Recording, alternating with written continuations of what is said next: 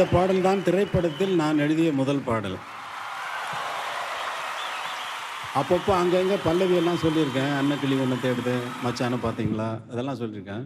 Full சாங்காக நான் எழுதின முதல் பாடல் இதுதான்.